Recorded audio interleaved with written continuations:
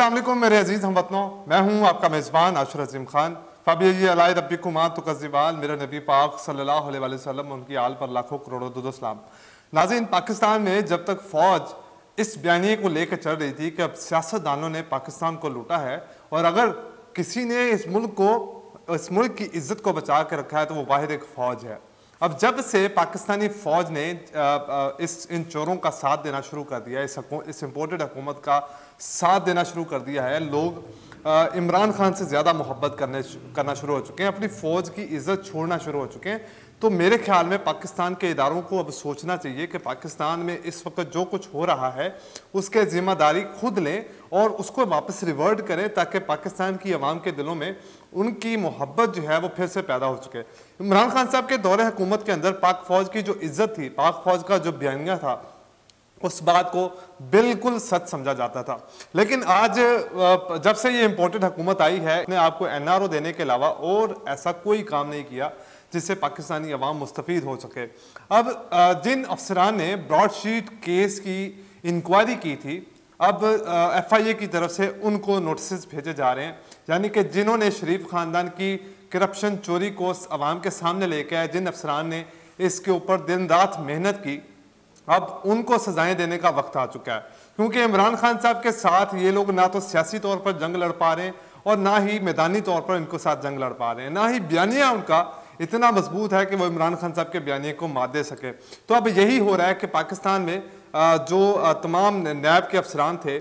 जो साबिक थे, अहमद सूफ़ी साहब और नवीद अहसन साहब को FIA की तरफ से नोटिस भेज दिए गए और उनसे अब तफसीलात मांगी जा रही हैं कि उन्होंने शरीफ ख़ानदान के ऊपर गलत केसेस क्यों बनाए। मुझे लगता है कि लाहौर हाई कोर्ट को और पाकिस्तान की अदालतों को अब ये सोचना चाहिए कि क्या पाकिस्तान में जो ब्यूरोक्रेसी ईमानदारी के तौर पर काम करना चाह रही है, ईमानदार होकर पाकिस्तान मुल्क के साथ वफादारी करते हुए काम करना चाहती है, अगर उनका फ्यूचर, उनका जो मुस्तकबिल है इसी तरह से खानदानों के हाथों से लुटवाया जाता रहेगा, तो मेरा नहीं ख्याल कि पाकिस्तान में दोबारा कोई ऐसा अफसर पैदा होगा जो इनके खिलाफ, करप्शन के खिलाफ आवाज़ उठाए, फिर इनके साथ सारे इसी सिस्टम का, गंदे सिस्टम का हिस्सा बनकर काम करेंगे, जिसके बाद पाकिस्तान में करप्शन को ख़त्म करना मुमकिन ही नहीं रहेगा। अब लाहौर हाईकोर्ट रावलपिंडी बेंच ने आज राणा सनाउल्लाह साहब की जो जमानत थी उसको भी खारिज कर दिया है, जो उनके ऊपर केस था, और FIA को और मुतलका इदारे को और पाकिस्तान में जो एंटी करप्शन इदारा है उससे तफसीलात मांग ली गई हैं। किन वजूहात की बिना पर इनके ऊपर कबल जो जमानत गिरफ्तारी ली गई और इसके ऊपर उनको नोटिस जारी कर दिया है। यानी कि पाकिस्तान में अब जो कुछ होगा इन चोरों के मुताबिक होगा, जो कुछ ये चाहेंगे ये चोर करेंगे। ना तो पाकिस्तान के इदारे अब न्यूट्रल रहना चाहते हैं, अगर पाकिस्तान के इदारे इसको न्यूट्रल कहते हैं, अगर पाकिस्तान के इदारे सियासतदानों को, बुजुर्गों को पकड़कर मारते हैं, पीटते हैं और फिर वो खुद कहते हैं कि हम सियासत से दूर रहना चाहते हैं, तो ये बयानिया मज़ीद काम नहीं करेगा। पाकिस्तान की आवाम में उनकी मकबूलियत मज़ीद कम होती चली जाएगी। तो मेरे इदारों से मेरी गुजारिश है, मेरी बड़ी मुअद्दबाना गुजारिश है कि अगर पाकिस्तान के अंदर अपने इदारों की इज्जत और पाकिस्तान में अपनी इज्जत चाहते हैं तो पाकिस्तान की आवाम जिस तरफ खड़ी है उसके साथ जाके खड़े हों।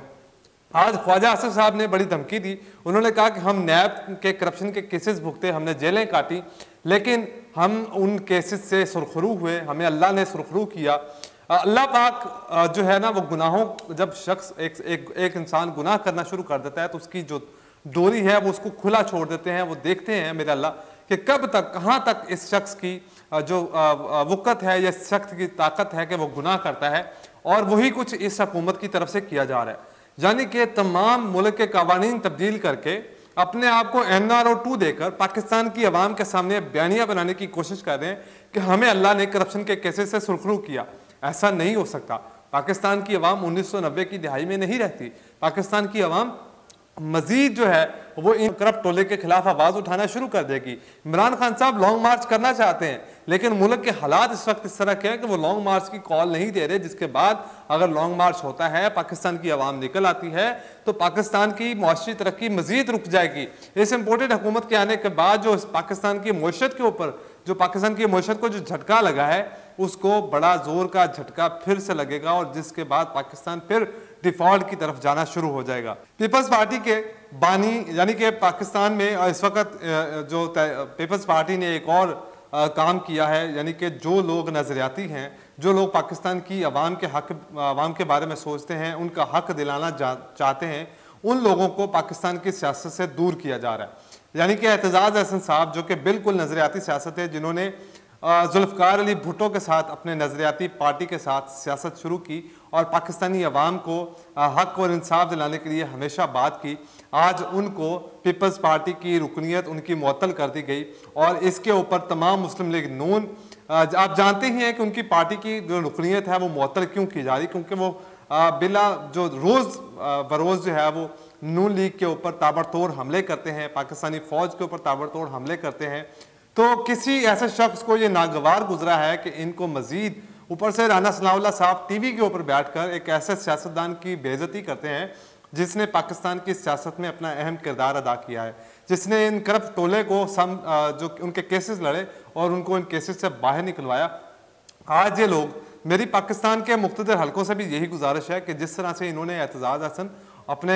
जो मुहब्ब वतन पाकिस्तानी मुहब्ब वतन सियासतदानों के साथ जो कुछ सलूक किया जा रहा है, अगर ये आज दोबारा हुकूमत से बाहर निकलते हैं तो ये वही सब करेंगे जो ये लोग पहले करते थे। वज़ीर आला पंजाब ने अब एक नया फैसला किया है। उन्होंने कहा जी कि पाकिस्तान के 5 मुख्तलिफ शहरों को अब ज़िला बना दिया जाएगा,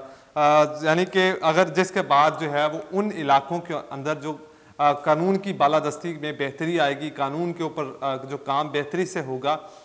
उसमें से जो कुछ अजला हैं उसमें तौसा शरीफ है, मरी है, वज़ीराबाद है, तिक्का कंग है और कोट अद्दू है। उनका कहना यह था कि अगर इन इलाकों को अजला बना दिया जाता है, ज़िले की एक जो है वो शक्ल दे दी जाती है, जिसकी वजह से यहाँ पर मज़ीद तरक्की हो सकती है, यहाँ के लोगों के लिए मसाइल कम होंगे, यहाँ के लोग जो हैं वो ख़ुद अपने लिए रोज़गार पैदा करना शुरू कर देंगे अगर इसको अजला यानी कि शक्ल दी जाती है। वज़ीर दफ़ा ख्वाजा आसिफ साहब ने आज एक नई मंतक घड़ी, पाकिस्तान की अपोजिशन को धमकी दी। उन्होंने कहा कि पाकिस्तान के आइन में ये बात तय है कि कबल अज वक्त इंतखाबात करवाए जा सकते हैं, लेकिन कबल अज इंतखाबात तब ही होंगे जब हुकूमत चाहेगी। पाकिस्तान का बेशतर हिस्सा यानी कि 66% आबादी इस वक्त फौरी इंतखाबात चाहती है। 90% लोग इनसे बिल्कुल मुत्तफिक नहीं है कि ये लोग सही पाकिस्तान की मईशत को कर सकते हैं या किसी पाकिस्तान की गरीब आवाम को रिलीफ दे सकते हैं। लेकिन ये ऐसे जो है बेशरम है, ऐसे ही इनके लोगों की सोच है। इन लोगों ने जिन्होंने इनको लीडर बनाकर, जिन्होंने इनको वोट देकर हुकूमत दिलवाई, और आज उसी अवाम की बात मानने की बजाय अपनी ख्वाहिशात के ऊपर तुले हुए और अपने आप को NRO 2 देने के लिए 22 जो कि है उसको देने में पर तुले हुए। और ये NRO देने के बाद, क्योंकि NRO अब आखिरी मराहल में है, अब सिर्फ और सिर्फ काम ये करना है कि नवाज शरीफ की नाअहली को ख़त्म करवाना है और उसके बाद पाकिस्तान के तमाम जो कवानीन हैं जहाँ पर किसी की करप्शन को पकड़ा जा सके, जहाँ पर किसी से कुछ पूछा जा सके, उन तमाम कवानीन को ख़त्म करना है। और ख़त्म करने के बाद नवाज शरीफ को, एक चोर मफरूर इश्तिहारी मुजरम को सिर्फ और सिर्फ पाकिस्तान की सियासत में वापस लेके आना है। और वो लाने के बाद ये लोग हुकूमत छोड़ने के लिए भी तैयार हो जाएंगे, ये लोग इलेक्शन में जाने के लिए भी तैयार हो जाएंगे। 16 तारीख को ज़िमनी इंतखाबात होने जा रहे हैं, जिसके अंदर जो है हुकूमत ये कोशिश कर रही है कि किसी न किसी तरह से इन इंतखाबात को फिर से कैंसिल किया जाए। हर वो हरबा इस्तेमाल कर चुके हैं जिसकी बाद इमरान खान की मकबूलियत कम हो जानी चाहिए थी, लेकिन इमरान खान की मकबूलियत मजीद बढ़ती से बढ़ती चली जा रही है। इस तरह की रिकॉर्डिंग्स, वीडियोस, ऑडियोज लीक की जा रही हैं, लेकिन दिन ब दिन, रोज़ बरोज़ उसकी मकबूलियत में इजाफा हो रहा है, उसके साथ खड़े लोगों में इजाफा हो रहा है, उसके साथ लोग मजीद जुड़ते चले जा रहे हैं। जैसे जैसे ये अपने आप को NRO दे रहे हैं, इनकी सियासत पाकिस्तान से ख़त्म होती जा रही है। लोग इनको गालियाँ देते हैं, लोग इनको बुरा भला कहते हैं, लेकिन ये बेशरम टोला, करप्ट टोला, मफरूरों का टोला पाकिस्तान के ऊपर मुसल्लत करने वाले जो इनके सहूलतकार हैं, उन्होंने इनको यहाँ पर ज़बरदस्ती बिठाया हुआ है कि तुम लोगों ने ये हुकूमत नहीं छोड़नी, तुम लोगों ने इमरान खान को वापस नहीं आने देना, तुम लोगों ने इस दौर को ख़त्म करना है, तुम लोगों ने इस एरा को और इमरान खान की मकबूलियत को ख़त्म करना है, तब ही तुम लोग इस हुकूमत को छोड़ के जाओगे। अमेरिका के साथ जो रजीम चेंज ऑपरेशन किया गया उसको कामयाब बनाना है। और बहुत सारे लोग और ये पार्टी और पीपल्स पार्टी इस वक्त मिलकर ये कोशिश कर रही है कि इमरान खान को सियासत में नहीं आने देना, दोबारा इख्तियार में नहीं आने देना। मौलाना फजल रहमान साहब, जिसकी घर में कोई नहीं सुनता, उनकी भी यही ख्वाहिश है कि कभी भी दोबारा इमरान खान को हुकूमत में ना आने दिया जाए, इख्तियार में ना आने दिया जाए और किसी ना किसी तरह से इसकी जान ले ली जाए। उसके बाद आज रूस ने पूरी दुनिया को नेटो की फोर्सेस को धमकी दी है और खुली धमकी दी है। उन्होंने कहा है कि अगर हम आज यूक्रेन के ऊपर बमबारी बंद कर देंगे, लेकिन अगर नेटो फोर्सेस ने या तमाम यूरोपियन ममालिक ने यूक्रेन को नेटो फोर्सेस में दाखिल शामिल करने की कोशिश की, तो रूस तीसरी जंग अजीम का आगाज़ कर सकता है, जिसके बाद दुनिया का जो नुकसान होगा, जिसके बाद अवाम जो मरेगी, उसका पूरा जिम्मा अमेरिका के ऊपर होगा। तमाम लोग जो हैं, ये अब मुल्क बहुत तब्दील हो चुके हैं। अब रूस के खिलाफ इन लोगों ने, इस अमेरिका ने पूरी एक इत्तेहाद बनाया 48 मुल्कों का, ताकि रूस से बचा जा सके। जो मुल्क एक मुल्क को दबाने के लिए पूरी दुनिया की फौज इकट्ठी करता है, वो पाकिस्तान के साथ कैसे खड़ा हो सकता है? और रूस ने बिल्कुल सही जवाब दिया अमेरिका को। अगर रूस ही वो वाहिद मुल्क है इस वक्त जो गैरतमंद है, क्या रूस की फौज ही सिर्फ गैरतमंद है? मेरे अपने लोगों से सवाल है, मेरे अपने पाकिस्तानियों से सवाल है कि क्या वो शख्स जो आपको गैरत दिलाना चाहता है वो झूठा और इश्तिहारी है, लेकिन जो आपको करप्शन सिखाना चाहता है, जो आप लोगों को सिखाता है कि मुल्क से फरार कैसे होना है, पाकिस्तान की आवाम का टैक्स का पैसा कैसे चुराना है, उसके साथ ही आवाम खड़ी होगी। आज के लिए इतने, मुझे दीजिए इजाज़त। अल्लाह हाफिज़।